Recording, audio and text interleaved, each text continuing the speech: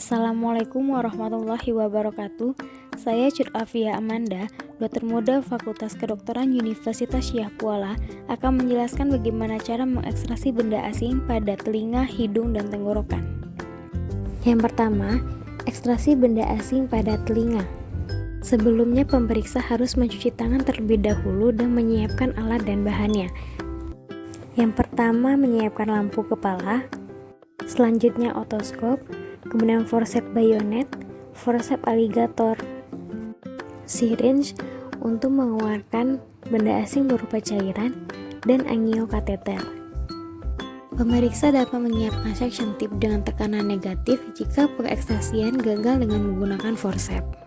Di sini contoh gambaran pengambilan benda asing atau corpus alienum dengan menggunakan forceps alligator pada liang telinga.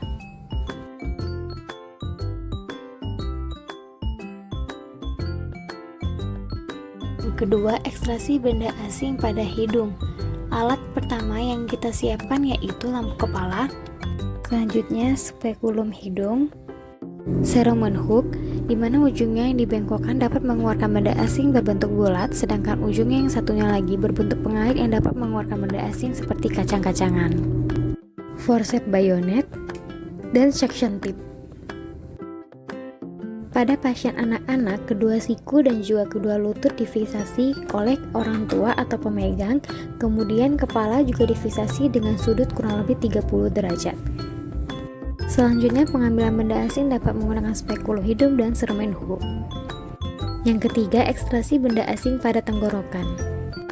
Yang pertama, dapat menggunakan Foley kateter. Pertama, siapkan Foley kateter, kemudian masukkan ke dalam rongga mulut pasien. Setelah itu, tiupkan balon dengan menggunakan spade.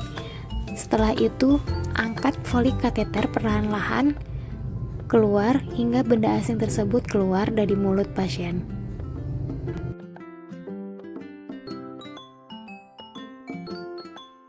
Cara yang pertama adalah back blow atau tepukan di punggung korban. Yang pertama, penolong berdiri di belakang korban dan sedikit bergeser ke samping, kemudian miringkan korban sedikit ke depan dan sanggah dada korban dengan salah satu tangan. Selanjutnya, berikan 5 kali tepukan di punggung bagian atas di antara tulang belikat menggunakan tangan bagian bawah. Teknik ini biasanya dapat dilakukan pada infant atau bayi yang sedang mengalami choking atau tersedak makanan. Yang kedua, dengan cara abdominal thrust atau yang biasa disebut dengan Heimlich maneuver.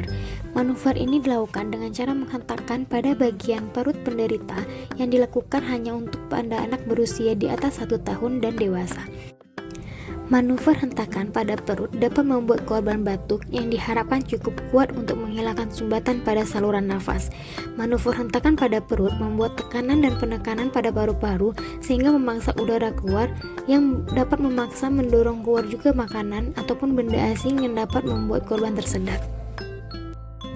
Yang ketiga adalah chest thrust atau manuver hentakan pada bagian dada. Di sini digunakan apabila korban tersedak sedang hamil atau mengalami kegemukan ataupun manuver dengan Heimlich tidak efektif. Pada keadaan-keadaan tersebut, cara yang dilakukan ialah letakkan tangan di bagian ketiak korban, kemudian lingkari dada korban dengan lengan kita, kemudian letakkan bagian ibu jari pada kepalan di tengah-tengah tulang dada korban seperti melakukan RJP, kemudian genggam kepalan tangan tersebut dengan tangan satunya dan hentakkan ke dalam dan ke atas.